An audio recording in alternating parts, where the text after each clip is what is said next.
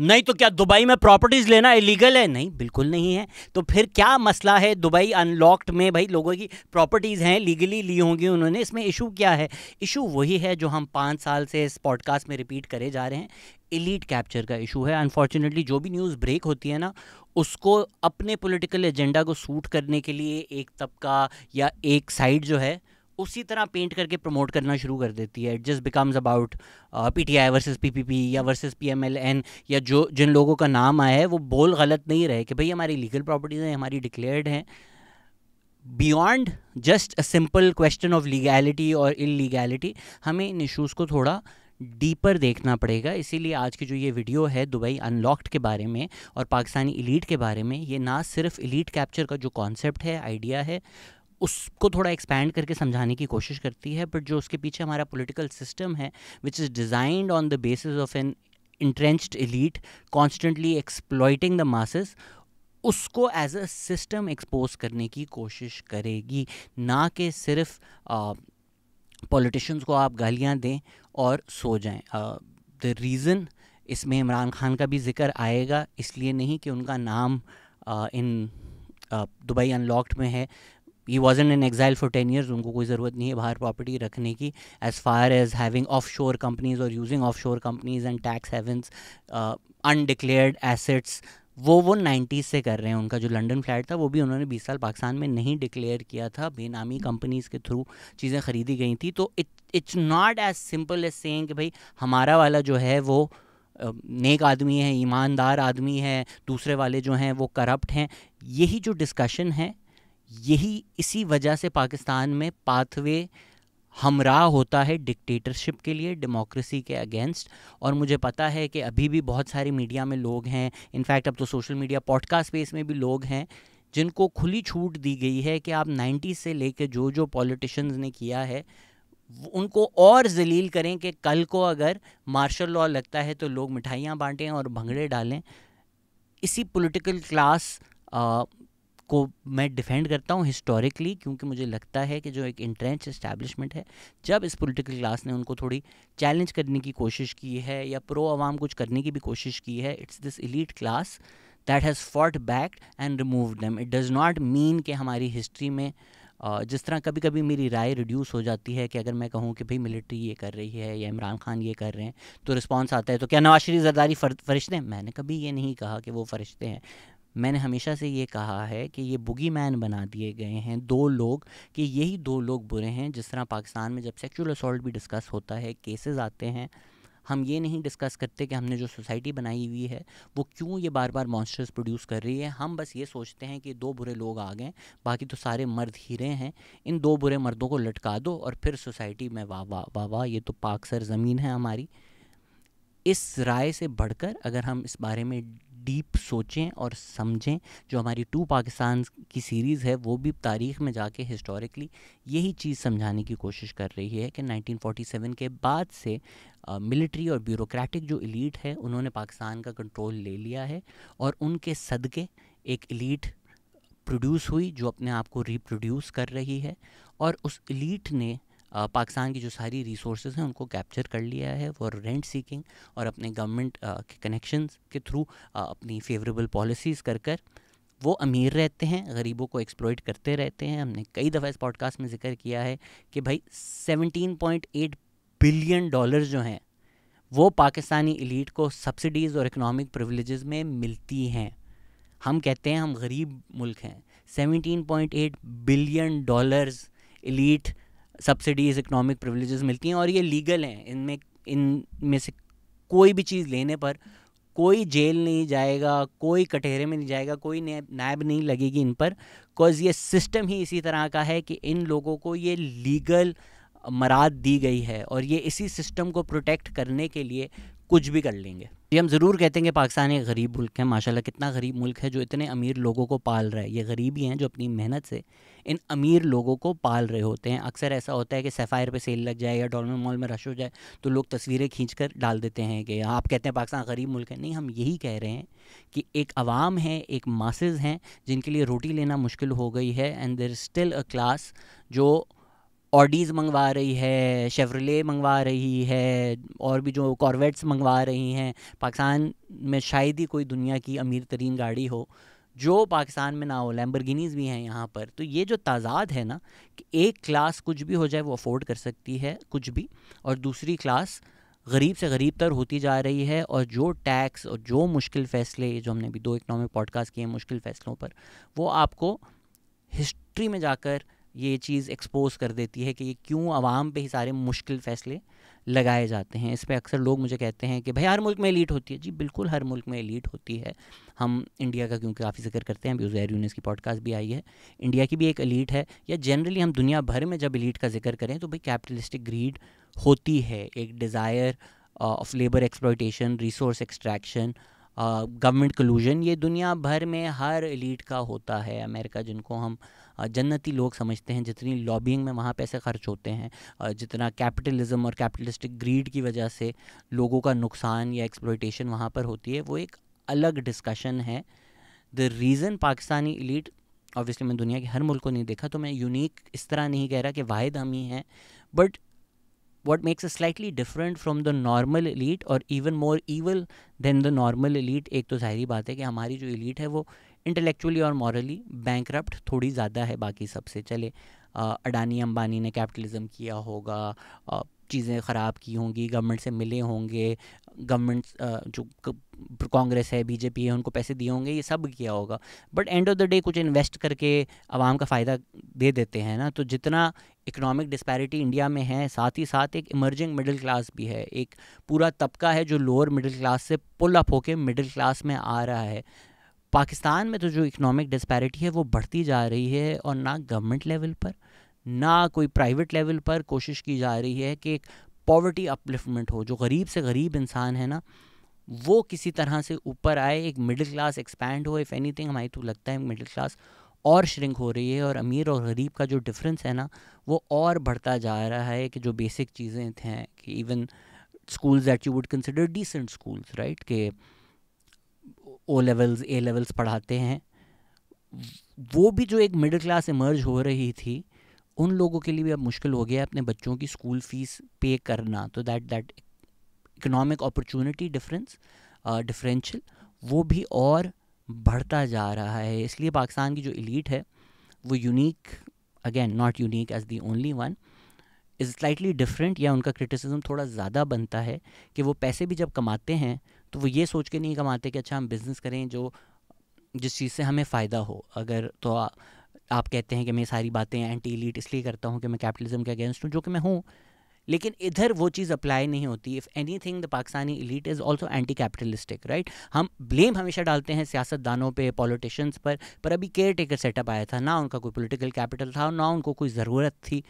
Wheat crisis किया, wheat crisis create किया, उस क्राइसिस के थ्रू कुछ लोगों के, अब ये कोई सही सच्ची इन्वेस्टिगेशन हो तो पता चले कि कौन मुलव्विस था, किसने हेल्प किया, किसने पॉलिसी ऐसी बनाई कि इन लोगों को फ़ायदा हो, इन लोगों का उनसे क्या रिश्ता है, ये तो शायद ही कभी कभी पता चले। बट एक क्राइसिस क्रिएट की गई, गवर्नमेंट में पॉलिसी चेंज लेकर आए, केयर टेकर गवर्नमेंट, जिसका कोई ये हक ही नहीं बनता, जिनका सोल काम था 3 महीने में इलेक्शन करवाना, जो गैर कॉन्स्टिट्यूशनल तरीके से मुसल्लत करके हम पे बैठे हुए थे। उन्होंने कुछ लोगों को बोला कि आप लोग वीट इंपोर्ट करके बेच दें।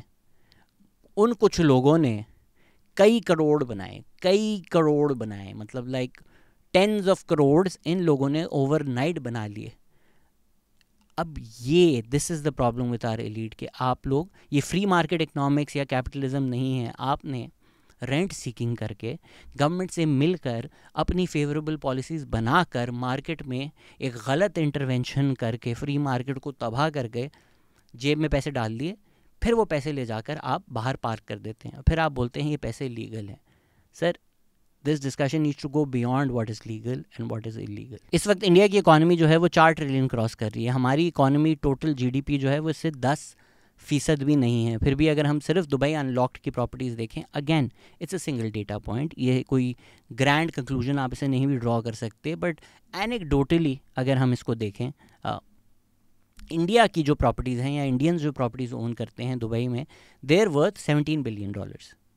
पाकिस्तानी एलीट जो ओन करती है देयर वर्थ $11 बिलियन। और ये जब मैंने ट्वीट किया था तो लोगों ने बोला आप इंडिया की पॉपुलेशन भी तो देखें।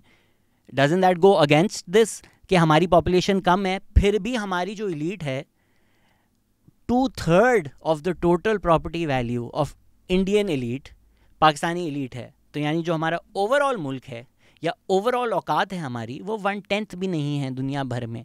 एंड अगेन वहाँ पॉपुलेशन आर्ग्यूमेंट कर सकते हैं कि भाई हमारी पॉपुलेशन कम है, आप जीडीपी पर कैपिटा डिस्कस करें, जीडीपी पर कैपिटा भी हमारा बहुत कम है। कंपेयर पाकिस्तान का GDP per capita is expected to reach 1730 by the end of 2024। Indian GDP per capita is expected to be 2730 by the end of the year. तो GDP per capita भी उनका ज़्यादा है, पर हमारी जो एलीट है इस गरीब मुल्क में जहाँ इतनी पॉवर्टी है, वो in terms of buying property in Dubai compete कर रही है इंडियन एलीट के साथ। एंड हो सकता है ये दुबई स्पेसिफिक है, इंडियन एलीट के जो हैं वो बाकी मुल्कों में ज़्यादा प्रॉपर्टी है, but I would if I was to guess I would say कि कंपेरेबल ही होगी। ज़ाहिरी बात है इक्वल शायद ना हो, लेकिन हमारी एलीट को आप कम ना समझें, इन्होंने लंदन यूएस में भी प्रॉपर्टी ली हुई होगी, पैसा अपना पार्क किया हुआ होगा। And towards the end of the video जो हमारी सही जिन लोगों ने पैसे कमाए और एलीट बनी है उनके साथ जो ज्यादती हुई है वो 360 व्यू लेने के लिए उस चीज़ को भी डिस्कस करेंगे। But it does feel a bit obscene कि how is it in a country like ours जहाँ मुल्क 1-1 बिलियन के लिए तरस रहा होता है और जो पूरा मुल्क है उसका दिवालिया निकलने वाला होता है अगर $1 बिलियन IMF से ना आ जाएं। हम हर 2-3 महीने में हर जगह जाके भीख मांग रहे होते हैं कि भाई $1 बिलियन दे दो, $2 बिलियन दे दो, $3 बिलियन दे दो। उसी मुल्क की एलीट ने इसी सिस्टम को इस्तेमाल करके, इसी मुल्क की रिसोर्स को इस्तेमाल करके, एक्सप्लॉइट करके सिर्फ दुबई में $11 बिलियन की प्रॉपर्टी ली हुई है। इसीलिए मैं तारीख में जा जाकर आपको कॉलोनियलिज्म का बार बार जिक्र करता हूँ। लोग कहते हैं भाई 70 साल हो गए, नहीं हुए। पाकिस्तान के एक्सपीरियंस में कॉलोनियलिज्म कभी ख़त्म नहीं हुआ। आप अगर तारीख सही पढ़ेंगे तो आपको समझ में आएगा आज आपके साथ क्या हो रहा है। अगर तारीख में आपको बार बार बताया जाएगा कि अयूब खान से बेहतर कोई नहीं था पाकिस्तान की इकॉनमी के लिए, और ये नहीं बताया जाएगा कि जी ईस्ट पाकिस्तान की जो रिसोर्सेज हैं वो एक्सप्लॉइट हो रही थी, सिर्फ 22 फैमिलीज़ के पास सारा पैसा क्यों था, तो आपको नहीं समझ में आएगी कि कैसे एक सिस्टम बनाया गया कि जो लोग ऊपर हैं वो 22 फैमिलीज़ आज हो सकता है कि 200 फैमिलीज़ हों, पर ऐसा नहीं हुआ कि अवाम के पास वो अपॉर्चुनिटी हो गई। It remains a close door for these old boys club who make the policy and then ensure they benefit from the policy and then pretend कि हम दुनिया भर में जिस तरह लोग मेहनत करके pull them up by the bootstraps अमीर होते हैं उसी तरह अमीर हुए हैं, और फिर इन लोगों को हम हीरोज़ भी मानते हैं कि इन लोगों ने पाकिस्तान के लिए कितनी मेहनत की। सर आप लोगों ने गवर्नमेंट से फ़ायदे उठाकर रिसोर्सेज को एक्सप्लॉइट कर कर पैसा कमाया है, सिस्टम पे कंट्रोल रखा है, जानबूझ के डेमोक्रेसी को नहीं आने दिया है, जानबूझ के आवाम के ऊपर कंट्रोल रखा है, उन पर डंडा रखा है, और फिर आप ही लोग पाक स्टडीज़ कंट्रोल कर कर हमें बोलते हैं कि जो पॉलिटिशियंस हैं वो करप्ट हैं, वो सबसे बुरे हैं, और आप लोग हीरोज़ हैं, आप लोगों को तमगे मिले जाएँ। इसीलिए लोग परेशान हो जाते हैं जब मैं ब्यूरोक्रेसी को क्रिटिसाइज़ करता हूँ, बिकॉज़ हमारा इंप्रेशन है कि नहीं हमारी ब्यूरोक्रेसी और मिलिट्री ये लोग तो सब फरिश्ते हैं, ये थोड़े से सियासतदान आ गए थे जो जल्लाद हैं।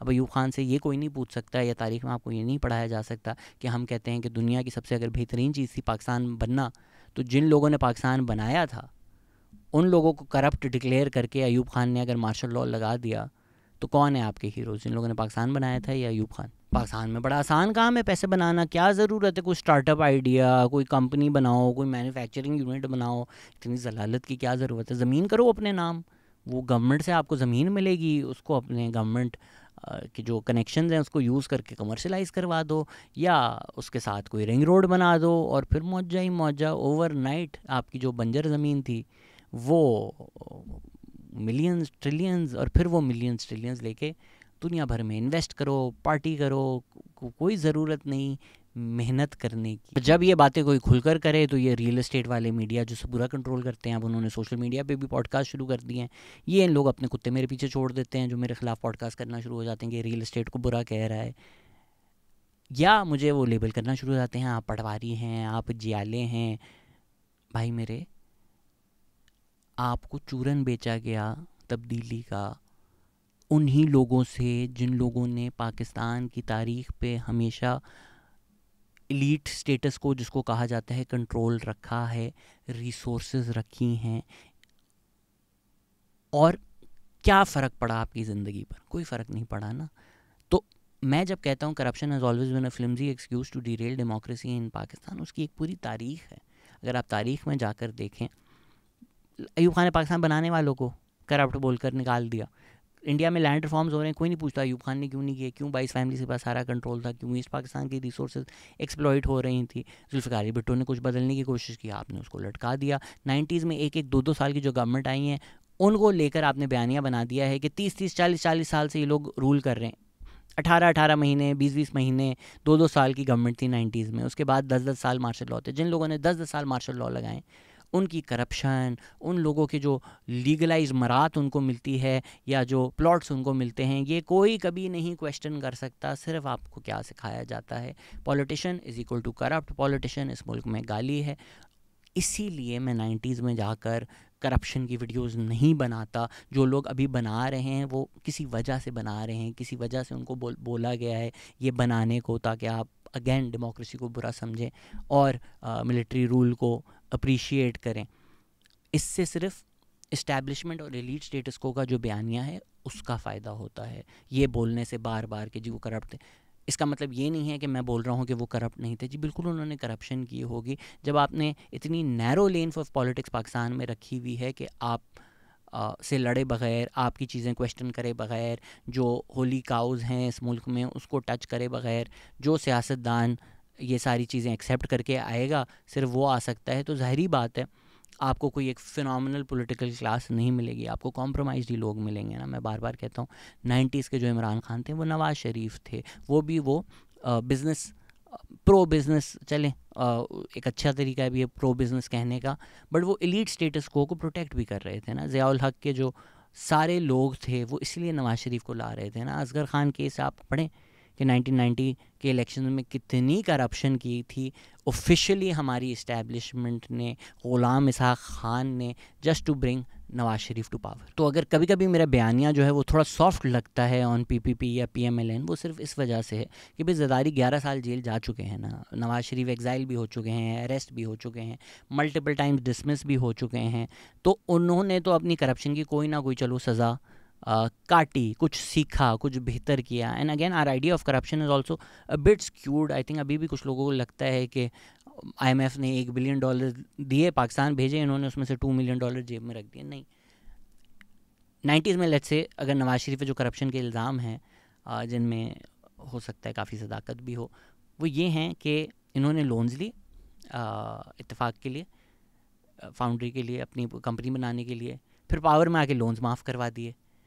इस पे इतना फोकस या डिस्कशन नहीं होता, क्योंकि अगर ये आपको ब्रेक डाउन करके समझाया जाए तो आपको समझ में आ जाएगा कि कौन सी और कंपनीज़ हैं जिन्होंने ये काम किया है कि आपके बैंकिंग लॉज और लेबर लॉज या गवर्नमेंट से अपना कनेक्शन और फोर्सेस को इस्तेमाल कर कर, एक्सप्लॉइट कर कर आपने अपने लोन्स माफ़ करवाए हैं। या अगर लेट्स से बहरिया टाउन बन जाता है, ये तो कोई नहीं डिस्कस करता ना कि भाई सिंध पुलिस जाकर लैंड एक्वायर कर रही है, सुप्रीम कोर्ट आपको बोल रही है कि इलीगली ये लैंड एक्वायर हुआ है। अब इसमें देख लें, अगेन हम जब इस्टेब्लिशमेंट बोलते हैं तो लोग बोलते हैं आप आर्मी क्यों नहीं बोल रहे। आर्मी नहीं है ना सिर्फ इस्टेब्लिशमेंट। मलिक रियाज ना सियासतदान है, ना आर्मी का ऑफिसर है, ना जुडिशरी है, एक फाइनेंशियल एलीट का हिस्सा है ना। या जो हमारी स्टॉक मार्केट सारा दिन रात एक्सप्लॉइट हो रही होती है, मैनिपुलेट हो रही होती है, वो सियासतदान तो नहीं कर रहे हैं ना। वो एक अमीर फाइनेंशियल एलीट तबका है जो इस्टेब्लिशमेंट का जाता है कि लगे रहो, डेमोक्रेसी की कोई ज़रूरत नहीं, स्टेबलाइजेशन हमारे लिए अच्छा है। या जो बैंकिंग सेक्टर एलीट है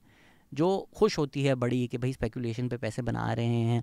जब मुल्क का भी दिवालिया भी निकल रहा था during Miftah Ismail's time, when we say it was some of the worst times for us, because वो PTI ने जो पेट्रोल सब्सिडी दी थी उसको फ़ौरन रिवर्स करना था, तो इमीडिएटली जो 2-3 महीने का बैकलॉग था जब वो फटा तो डॉलर कहाँ पहुँच गया।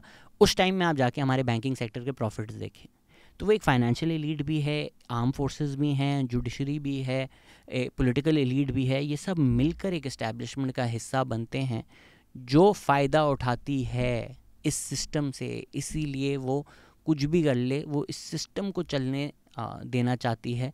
भले आवाम के साथ कुछ भी हो, भले डेमोक्रेसी के साथ कुछ भी हो, उनको फ़र्क नहीं पड़ता। उनका प्राइमरी इंटरेस्ट जो है वो इस सिस्टम को प्रोटेक्ट करने के लिए है। इसीलिए बार बार मैं पीटीआई का जिक्र करता हूँ या उनके बयानिए का जिक्र करता हूँ, because I do feel like अवाम को अब थोड़ा बहुत समझ में आने शुरू हो गया है कि भाई हम बचपन से जो पाक स्टडीज़ में पढ़ाया गया है वो प्रोपेगेंडा है, झूठ है, लेकिन एक फ़ाइनल फ्रंटियर उनका दिमाग का जो है कि वो अगर कार्टून्स में भी होता है ना, एक भागते हुए जाता है 10 दरवाज़ों के थ्रू, 11वें दरवाजे पे फंस जाता है। तो ये आखिरी दरवाज़ा है मुझे लगता है जिसके आगे लोगों के लिए इनलाइटनमेंट है, जो इमरान खान है, जो अब तक लोग समझते हैं कि कुछ लोग जो पीटीआई सपोर्टर्स हैं, एंड आई डू फील मेरी ऑडियंस में ज़्यादातर मेनली पाकिस्तान में पीटीआई सपोर्टर्स हैं, इसलिए मैं उनसे मुखातिब होता हूँ। किसके लिए मैं वीडियो बनाऊंगा, नवाज शरीफ करप्ट हैं या जरदारी करप्ट हैं, ये तो पूरे मुल्क को पता है ना। मैं who am I convincing making any of those videos? What I want you to think is stop thinking of politics in terms of these individuals, of between good people and bad people, right? आपको एक elite system of exploitation ने इमरान खान बना कर दिया कि जी ये हमारा system चलने दे, हमारी जेबें भरती रहें, ये आपको बता दे आप गरीब क्यों हैं, क्योंकि नवाज शरीफ ज़रदारी चोर है, ख़त्म, स्टार्ट एंड डिस्कशन। फिर आपने सोचना ही नहीं अच्छा यार सिस्टम क्या है एक्सप्लॉइटेशन का, मतलब करप्शन कहकर आए वो आदमी, जो सारे जो PMLN अगर इतनी बुरी थी तो उनके सारे लोग आपने पार्टी में क्यों लिए? शाह महमूद कुरैशी, गद्दी नशी, feudal Lord, hero of PTI, ठीक है, साथ साथ मलिक रियाज एक फाइनेंशियल एलीट जो PPP के साथ मिलकर बहरिया टाउन के लिए इलीगली लैंड एक्वायर करता है। सुप्रीम कोर्ट उसको बोलता है भाई तूने इलीगली इतना लैंड ले कैसे लिया, ये तो कोई कानून भी नहीं तुम पे अप्लाई हो रहा, कर क्या रहे हो, उस पर फ़ाइन लगाता है। वो इमरान खान जो हैं वो ब्रिटिश गवर्नमेंट से भेजते किसको हैं? मलिक शहजाद को, जो खुद अब पाकिस्तान में नहीं है, जो अकाउंटेबिलिटी ज़ार थे, जो नैब लगा रहे थे अपने पॉलिटिकल अपोनेंट्स पे कि पाकिस्तान में हम करप्शन मिटाएंगे, वो खुद अब पाकिस्तान में नहीं रहते। वो जाते हैं बरतानिया की गवर्नमेंट के पास और वो बोलते हैं भाई यहाँ पे जो मलिक रियाज का पैसा आपने पकड़ा है ना करप्शन का, ये जी वापस मलिक रियाज को दे दें। वो आप मलिक रियाज को यहाँ फ़ाइन लगा कि आपने बहरिया टाउन के लिए इलीगली ज़मीन एक्वायर की, ठीक है, इस्टेब्लिशमेंट की आशीर्वाद सपोर्ट के साथ वो नहीं हो सकता, और सिंध में हो रहा है तो सिंध पुलिस और PPP उसमें इन्वॉल्व है। Now try and understand Pakistan right in this context. Financially Malik Riaz in cahoots with the establishment, with the real estate mafia, गरीब लोगों की ज़मीन एक्वायर करता है सिंध पुलिस PPP की मदद से, उस पर सुप्रीम कोर्ट उस पर लगाती है फ़ाइन। दूसरी तरफ बरतानिया कहती है कि भाई आप लोगों का जो पैसा है वो इलीगली इधर आ रहा है, ये मलिक रियाज का जो पैसा है ये इलीगली इधर आया है, ये करप्शन का पैसा है, हम पाकिस्तान गवर्नमेंट को वापस देना चाहते हैं। पाकिस्तान गवर्नमेंट क्या कहती है कि भाई ये पैसा आप सुप्रीम कोर्ट के अकाउंट में डाल दें। सुप्रीम कोर्ट जो बोलती है भाई हम आवाम के प्रोटेक्टर्स हैं, आवाम हमारे पास आए, हम इनको हक देंगे, हम सुओ मोटो लेंगे, वो बोलती है ठीक है ये पैसा आ गया, मलिक रियाज का यहाँ पे फ़ाइन था, ये एडजस्ट हो गया।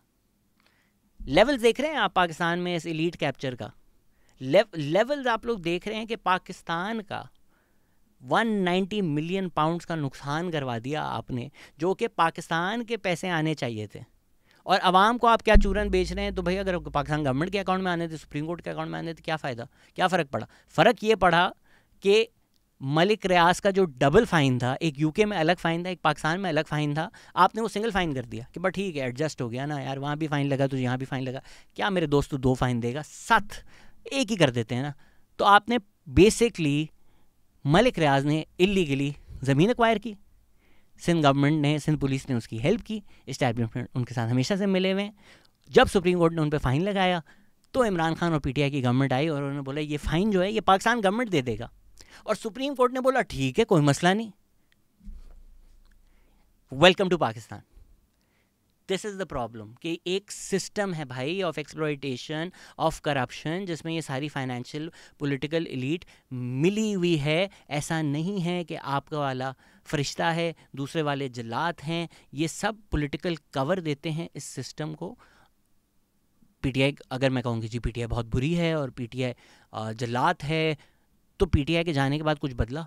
खान साहब रूडा के फ्रंटमैन बने हुए थे, जब कोर्ट भी उसको बोलती थी कि भाई इलीगली हो रहा है ये, रावी अर्बन डेवलपमेंट अथॉरिटी, आप रिवर बेड पे हाउसिंग सोसाइटी बना रहे हैं ज़मीन एक्वायर करके किसानों की, तो खान साहब वहाँ आके नहीं ये तो बनेगा। तो अगर मैं रूडा के अगेंस्ट हूँ, अगर तो मैं कहता हूँ ये गलत है, अगर तो मैं कहता हूँ एक रियल एस्टेट माफिया है, और साथ ही साथ अगर मैं बायस्ड होता तो मैं तो कहता कि नहीं, अब जब PMLN और PPP और PDM और इस्टेब्लिशमेंट रूडा बना रही है, वाह, मैं खुद घर लेना चाहता हूँ, लीजिए आज रावी के। नहीं, मेरे लिए वही रूडा गलत है, क्योंकि मुझे समझ में आती है ना कि भाई वो PMLQ हो, वो PTI हो, वो PMLN हो, जब वो एलीट के साथ मिलकर एक तबके को फ़ायदा देने के लिए रूडा जैसी बेवकूफ़ाना स्कीम्स बनाती है जिनसे कुछ लोग अमीर हो जाते हैं गवर्नमेंट सपोर्ट के साथ, वो चीज़ गलत है। अगर इमरान खान करें वो चीज़ गलत है, अगर PDM करें। People need to realize that, people need to realize के corruption is not the copyright of a couple of people in Pakistan. कि यार इतना अच्छा हमने मुल्क बनाया, सिर्फ नवाज शरीफ ज़रदारी हटा दो तो हम वकांडा फॉर एवर हो जाएंगे। जो ज़्यादा एक्सप्लॉइट करते हैं, जिन्होंने ये सिस्टम से ज़्यादा फ़ायदे उठाए हैं, उन लोगों का तो कोई नाम भी नहीं ले सकता, राइट। PTI के दौर में एक नाम आया, एक करप्शन स्कैंडल ब्रेक हुआ, वेरी सरप्राइजिंग फॉर पाकिस्तान, के यूजली ऐसे होते नहीं हैं। खान साहब ने CPEC, पाकिस्तान का सबसे बड़ा मंसूबा, उससे एक सिविलियन को हटाकर जनरल आसिम सलीम बाजवा को लगा दिया। जनरल आसिम सलीम बाजवा का करप्शन स्कैंडल फेमस हो गया पापा जॉन्स के नाम से, आप सबको पता होगा। अब जो खान साहब आए थे 90 दिन में मैं करप्शन ख़त्म करूँगा, और करप्शन करप्शन करप्शन करप्शन, क्या करना चाहिए था उनको? आप बताएं, क्या करना चाहिए था उनको? कम से कम जो वो खुद नवाज शरीफ को प्रीच करते थे कि अच्छा यार इन्वेस्टिगेशन करो, आप ज़रा साइड पे हो जाएं जब तक इन्वेस्टिगेशन हो। नहीं सर, जब जनरल आसिम सलीम बाजवा ने रिज़ाइन भी कर दिया तो खान साहब आए कि नहीं, I want general Asim Saleem Bajwa to continue. तो सिर्फ नवाज शरीफ और ज़रदारी करप्ट हैं क्या इस मुल्क में? तो भाई 2018 में तो उनको हटा दिया था ना, उस सिस्टम का हिस्सा नहीं थे। क्यों पाकिस्तान का corruption perception index according to transparency international PTI government में और बढ़ गया? क्यों पंजाब गवर्नमेंट में इतनी करप्शन हुई? क्यों पेशावर BRT में इतनी करप्शन हुई? Again this is not a competition कि जी PPP ज़्यादा करप्ट है, PMLN ज़्यादा करप्ट है। This is just to break that circuit जो प्रोपेगेंडा के थ्रू आपके सालों में दिमाग में बैठ चुका है कि सिर्फ ये पॉलिटिशियंस हैं चंद जो करप्ट हैं, बाकी पूरा पाकिस्तान का सिस्टम फिनोमिनल है। इनको आप हटा दें तो बस दूध की नहरें बहेंगी। दूध की नहरें उन्हीं के लिए हैं, आपको भी पता है कि इनके लिए। वीगो मत भेजना मेरे घर। तो इंटरेस्टिंगली अलीम खान, जहांगीर खान तरीन, अब PTI के जो लोग हैं वो उनके करप्शन स्कैंडल्स या उनके इश्यूज बता रहे होते हैं, पर कोई ये नहीं पूछता कि भाई खान साहब के वो राइट हैंड मैन थे, तब क्यों नहीं आपने ये जिक्र किया? तो जो ये जियाले हैं, पटवारी हैं, यूतियाँ हैं, ये जब कोई न्यूज़ स्टोरी आती है ना, सिर्फ इसको इस ज़ुमरे में प्रमोट करते हैं कि भाई पैनमा पेपर्स में नवाज शरीफ का नाम आया था, पेंडोरा पेपर्स में PTI के साथ जो सारे लोग थे उनका नाम आया था, फाइनेंशियल टाइम्स में साइमन की जो स्टोरी थी अबराज वाली, उसमें इमरान खान का नाम आया था, जो क्रिकेट टीम्स के नाम थे जिनसे पैसे कमाए हैं, मैं तो उनका नाम भी नहीं लूँगा। अब जो लिस्ट आई है उसमें पॉलिटिशियंस का भी नाम आया है, ब्यूरोक्रेट्स का भी नाम आया है, जनरल परवेज़ मुशर्रफ का भी नाम आया है। एंड इंटरेस्टिंगली जो लोग हमारी रेगुलरली सीरीज़ देखते हैं उनको तो ये समझ में आता है कि मैं एंटी इस्टेब्लिशमेंट हूँ, मैं एंटी इमरान खान नहीं हूँ। जितनी तनकीद मैं अयूब खान की करता हूँ, या जितनी मैं ज़ियाउल हक की करता हूँ, जितनी मुशर्रफ की करता हूँ, उतनी मैं इमरान खान की करता हूँ, क्योंकि मुझे लगता है कि वही एक लीड सिस्टम है जो इन लोगों को प्रोड्यूस करती है और इन लोगों को इंश्योर करती है कि पाकिस्तान में डेमोक्रेसी ना आए। So more than me hyper focusing on Imran Khan, I'm anti-establishment and I see Imran Khan as the latest pawn of the establishment। और जो आपका पाक स्टडीज़ से चलता हुआ बयानिया है जो मीडिया प्रमोट करती है, उस पूरे बयानिए का जूस अगर आप निकाल दें तो वो PTI का नैरेटिव बन जाता है। तो ideologically speaking I am against that. इसका मतलब ये नहीं हो जाता कि मैं किसी और पार्टी के फेवर में हूँ। आप अगर दुबई अनलॉक्ड की देख लें आप प्रॉपर्टीज़, आसिफ अली जरदारी की प्रॉपर्टी है, बिलावल भुट्टो जरदारी की प्रॉपर्टी है, बख्तावर भुट्टो की प्रॉपर्टी है, आसिफा भुट्टो की प्रॉपर्टी है। माशाल्लाह पूरे ख़ानदान ने दुबई में प्रॉपर्टी ली हुई है। मुर्तज़ा वहाब इस पॉडकास्ट पे आ चुके हैं, मुझे अच्छे भी लगते हैं पर्सनली, लेकिन अली वहाब उनके जो भाई हैं उनकी प्रॉपर्टी है। हुसैन नवाज शरीफ की प्रॉपर्टी है। मोहसिन नकवी उनकी बीवी की प्रॉपर्टी है, और मोहसिन नकवी बोल सकें भाई डिक्लेयर्ड प्रॉपर्टी है, क्या मसला है? Again, is it illegal? No, but is it interesting कि जी जो इस्टेब्लिशमेंट लोग लेकर आती है उनकी माशाल्लाह या तो वो पहले से इतने अमीर होते हैं या तो वो आने के बाद इतने अमीर हो जाते हैं। क्या सीक्रेट फार्मूला है, हमें भी बता दें यार, हमें भी अमीर होना है। फैसल वाडवा PTI में थे, सेनेटर बने PTI के। आज तो PTI वालों को बिल्कुल नहीं पसंद आते, क्योंकि वो एक बर्गर शेख रशीद की तरह मिलिट्री इस्टेब्लिशमेंट का बयानिया दे रहे होते हैं। रोज़ प्रेस कॉन्फ्रेंसेस हो रही होती हैं, उनको माशाल्लाह नॉस्ट्रेडेमस ये भी पता होता है कि कल क्या होगा। उनका भी नाम आया हुआ है। शजील मेमन जो पीपीपी के हैं उनके नाम भी आए हुए हैं। फराह गोगी जो बड़ी मशहूर थी, फरहद शहजादी, उनका भी नाम आया हुआ है। कुछ 4 MNAs हैं, 12 MPAs हैं, आरिफ अलवी की बहू का भी नाम है, शेर अफजल मरवत का भी नाम है, जनरल परवेज़ मुशर्रफ, उनकी बीवी शौकत अजीज़, जनरल बाजवा के बेटे, और बहुत सारे जनरल हैं, मिलिट्री सेक्रेटरी हैं, उन सब का नाम था। तो जब हम करप्शन की माला जपते हैं, या जिन लोगों ने कहते हैं कि आवाम को शऊर दिया और बताया कि करप्शन क्या होती है, ये बताया उन लोगों ने? ये कभी बताया आप लोगों को कि जी beyond Nawaz Sharif and Zardari there is also a world where all these people are super elite beyond these two politicians, और again it's just about these two politicians, क्योंकि उनके सारे पार्टी के लोग अगर पीटीआई ज्वाइन करना चाहें तो वो फरिश्ते बन जाते हैं, वो उनमें कोई मसला नहीं था कभी भी। यही 2 लोग बुरे लोग हमारी सोसाइटी में आए हुए हैं।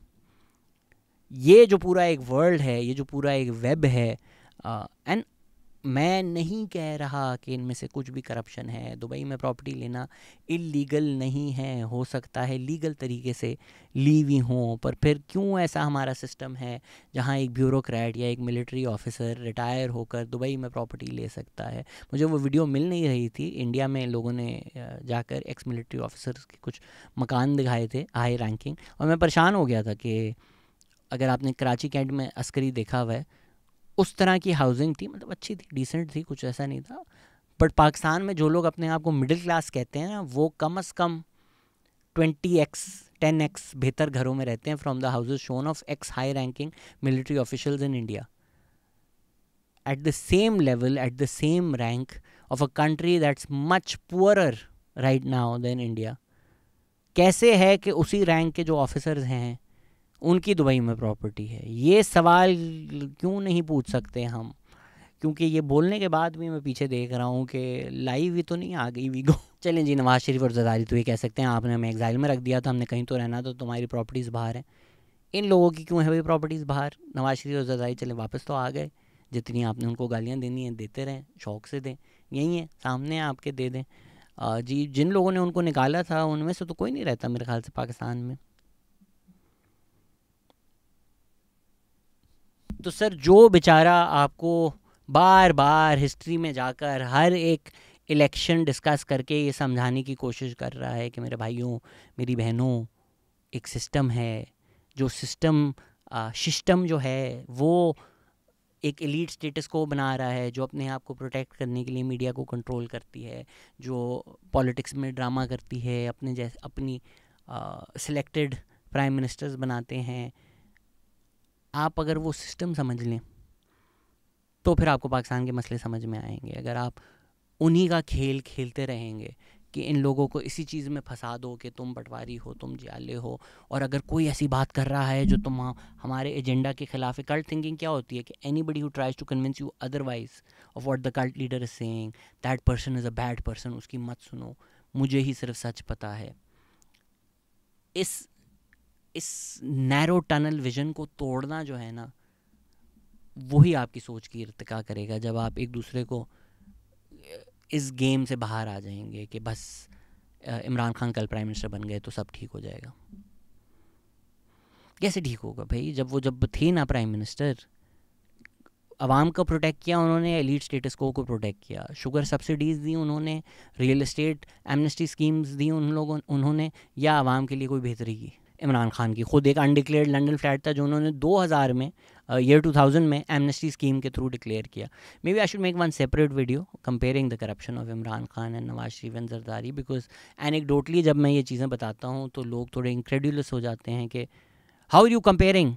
Sir, I am comparing because I have seen all the information ना, कि प्राइम मिनिस्टर बनने के बाद 4-5 महीने में खान साहब ने इतना पैसा कमा लिया जितना उन्होंने ज़िंदगी में नहीं कमाया था।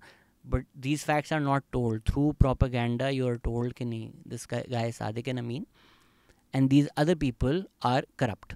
तो सर इसीलिए जो सालों साल का मिलिट्री डेकेज लॉन्ग प्रोपेगेंडा है, उसमें बहकर आप इन्हीं लड़ाइयों में लड़ते रहें, इसी तरह का चूरन आपको मिलता रहे कि एक तस्वीर आ गई, बस इससे बाहर निकल कर आप सिस्टम को समझें तो शायद आपको पाकिस्तान थोड़ा बेहतर समझ में आ जाए। और मैंने कहा था कि मैं एंड में 360 व्यू देने के लिए थोड़ा एलीट के भी डिफेंस में जो बातें हैं, जो जायज़ बातें हैं, वो भी करनी चाहिए। एक तो हम उसकी बात कर रहे हैं ना कि जो रेंट सीकिंग करके पॉलिसीज़ को इस्तेमाल कर कर अमीर हुआ है तबका, वो फ्लाइट ऑफ कैपिटल करता है।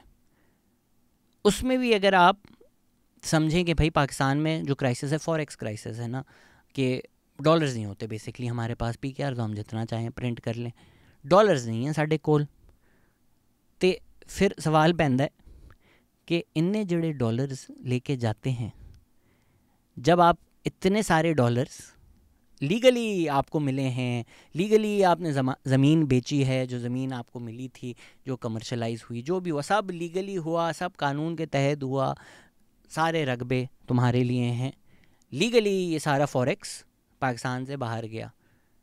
लीगली भी जब इतना फॉरेक्स पाकिस्तान से बाहर जाएगा तो आपको एक फॉरेक्स का मसला तो आएगा ना। उसका फिर डाउन साइड क्या होता है? उसका डाउन साइड ये होता है कि जो कंपनीज़ हैं जो फॉरेक्स इन्वेस्टमेंट का रिटर्न बाहर देना चाहती हैं वो भी नहीं दे सकती। अगर मेरे पास एक बहुत बेहतरीन स्टार्टअप आइडिया है, मैं जाऊं अमेरिका के पास, बोलें यार सर इससे बेहतर स्टार्टअप का आइडिया दुनिया में नहीं बना, आप कहाँ रहते हैं? मतलब सर मैं पाकिस्तान में रहता हूँ। बोला सर हमें इन्वेस्ट तो कर दें, क्या आप हमें गारंटी देते हैं कि कल इसका जो हमें प्रॉफिट मिलेगा वो हम पाकिस्तान से बाहर निकाल सकते हैं? ऐसे सर मैं ये नहीं गारंटी दे सकता कि आप मुझे पाकिस्तान से कल बाहर निकाल सकेंगे अगर कोई मसला हो गया। मैं आपको ये कैसे गारंटी दे दूं कि आप अपनी इन्वेस्टमेंट प्रोटेक्ट कर लेंगे, या कल जो डॉलर्स रिटर्न आपको आएगा वो मैं आपको डॉलर में दे सकूंगा? तो क्योंकि आपने एक सिस्टम इस तरह का बनाया हुआ है कि एक एलीट तबके के पास सारे राइट्स हैं कि वो लीगली जितना उन्होंने पैसा कमाया है लीगली वो लेके जा सकते हैं, तो फिर आपकी जो गवर्नमेंट्स हैं उनको इस तरह की रूल्स लगाने पड़ते हैं कि लिटरली कोई अपनी वेकेशन पे भी जा रहा है तो उसको डॉलर्स लेने में मुश्किलात हों। अभी बीच में जब क्राइसिस आया हुआ था तो लोगों को जो अपने बच्चे बाहर पढ़ रहे हैं उनकी स्कूल फ़ीस देने में मसले हो रहे थे, बिकॉज इतना प्रेशर था, इतनी डिमांड थी डॉलर की कि उसको कंट्रोल करने के लिए आप ना एलसीज खोल रहे थे, आप लिटरली लोग छुट्टी पे जा रहे हैं उनको डॉलर्स लेना मुश्किल हो गई थी, करेंसी एक्सचेंज के पास डॉलर्स और यूरोस की शॉर्टेज हो गई थी। तो ये सब आपको इसलिए करना पड़ता है क्योंकि सिस्टम ही आपने ऐसा बनाया हुआ है ना कि जो लोग फ्लाइट ऑफ कैपिटल कर रहे हैं उनको तो आप नहीं रोक सकते, तो फिर जो बिज़नेस है उसके लिए मामला कंड्यूसिव नहीं रहता। ये लोकल लेवल पे भी होता है कि नॉन प्रोडक्टिव एसेट्स में क्योंकि उसी एलीट स्टेटस को का फ़ायदा हो रहा होता है, क्योंकि रियल एस्टेट में एमनेस्टीज़ मिल रही होती हैं, तो unproductive assets like real estates get promoted and all the capital, अब अगर कोई स्मॉल स्केल इन्वेस्टर है मिडिल क्लास आदमी है, वो बैरियर टाउन में प्लॉट ले लेता है, वो डीएचए में प्लॉट ले लेता है, उसका कोई इंटरेस्ट नहीं कि मैं किसी स्टार्टअप में इन्वेस्ट करूं, मैं कोई बिज़नेस लगाऊं जिससे पाकिस्तान को कल कोई बहुत बड़ी कंपनी बन सके। We have disincentivised innovation, right? बड़ा आसान होता है वहाँ को बोलना सर इनमें एंटरप्रेन्योरशिप नहीं है।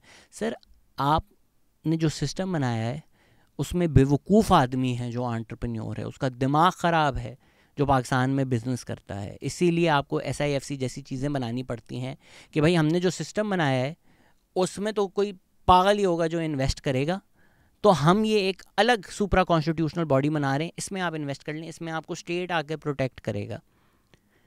पर वो भी पागल थोड़ी हैं यार, उनको नज़र आ रहा है कि हम इन्वेस्ट करें पाकिस्तान में, हमारी इन्वेस्टमेंट से जो एक क्लास है वो पैसे बनाए और वो पैसे बना के दुबई में इन्वेस्ट कर दे, तो हम ये क्यों कान को यूँ पकड़ रहे हैं, हम ही ना डायरेक्टली दुबई में इन्वेस्ट कर दें। सो जो आम आदमी भी है जो मेहनत करके बिज़नेस करके पाकिस्तान में पैसा कमाता है, उसकी कोशिश होती है कि मैं ये पैसा बाहर पार्क कर दूं। Again these are legal good people जिन्होंने अच्छा काम करके जॉब्स प्रोड्यूस करके बिज़नेस करके अच्छा पैसा कमाया है, वो भी वापस पाकिस्तान में इन्वेस्ट नहीं करते। इसलिए नहीं कि ये मुहिब्बुल वतन नहीं है, इसीलिए क्योंकि आपने सिस्टम ऐसा बनाया हुआ है कि उनको पता है उनकी इन्वेस्टमेंट प्रोटेक्टेड नहीं है, या कल को उनको अपनी इन्वेस्टमेंट बाहर निकालनी हो, कुछ करना हो, आप वो गारंटी नहीं दे सकते। तो इसलिए ये भी just to be on the safe side अपना कैपिटल बाहर पार्क करते हैं। तो these are not abstract ideas, right? Lot times when I discuss democracy dictatorship, एक सिंपलिस्टिक उसका नोशन आता है कि भाई आवाम को फ़ायदा चाहिए, आप ये फ़र्क नहीं पड़ता। फ़र्क पड़ता है ना, इस तरह फ़र्क पड़ता है कि अगर एक एलीट कैप्चर है मुल्क के ऊपर, एक डिक्टेटोरियल रिजीम है, एक कॉलोनाइज्ड रिजीम है जो एक्सट्रैक्ट करती है रिसोर्सेज, तो फिर वो पॉलिसीज़ भी इस तरह की बनाती है कि आवाम के फ़ायदे के लिए कुछ हो नहीं सकता। तो सर अगर आप लोगों को ऑनलाइन सिली गेम्स खेलने हैं, एक दूसरे को गालियां देना based on your political affiliations, आप खेलें, लेकिन रात को जब सोएं उससे पहले सिस्टम को समझें, एलीट कैप्चर को समझें। इसमें कोई दो विलन्स नहीं हैं, एक पूरी क्लास है, एक पूरा सिस्टम है। जब तक वो नहीं अनटैंगल होगा ना, उसके सामने नवाज शरीफ हों, शहबाज शरीफ हों, बिलावल भुट्टो हों, इमरान खान हों, मरियम नवाज़ हों, जो भी उनका पॉलिटिकल फ्रंट मैन या वुमन बनेगा, उससे नहीं आवाम को फ़र्क पड़ेगा, राइट। वो चलें अपनी कोशिश करके थोड़ा बहुत फ़ायदा निकाल दें, 18th अमेंडमेंट कर लें, बेनज़ीर इनकम सपोर्ट प्रोग्राम कर लें, कुछ इन्वेस्टमेंट चीज़ें कर लें। अभी मैं रिसेंटली गया था लाहौर, तो मुझे पता चला कि वो जो ग्लोबल बिजनेस सॉल्यूशंस है, जिस पे अभी एक पूरी पॉडकास्ट आएगी तो आपको डिटेल में उसके बारे में पता चल जाएगा, बट वो पीटीआई के दौर में शुरू हुआ। तो दैट्स अ ग्रेट थिंग जो पीटीआई के दौर में शुरू हुई है। तो वो ऐसा नहीं है कि कोई भी गवर्नमेंट सब बुरे करती है, कुछ ना कुछ अच्छा भी करती है जिससे थोड़ा बहुत आवाम का फ़ायदा हो जाता है, राइट। लेकिन उनके पास स्पेस ही उतनी मिलती है। तो जब तक आप ये सिस्टम को अनरावल नहीं करेंगे, इस रेंट सीकिंग को ख़त्म नहीं करेंगे, इस सिस्टम ऑफ एलीट प्रिविलेजेस को नहीं तोड़ेंगे, तब तक जेन्युइन तब्दीली पाकिस्तान में नहीं आएगी। तब तक फिर यही हम दुआएं करते रहेंगे कि काश एक दिन ऐसी लिस्ट पर दुबई अनलॉक जैसी हमारा भी नाम आ जाए। क्योंकि जब सिस्टम नहीं बदलना तो फिर सर हमारा भी अगर एक पाम बीच में विला हो तो फिर क्या बुराई है। एक तो मैं भी डिज़र्व करता हूँ।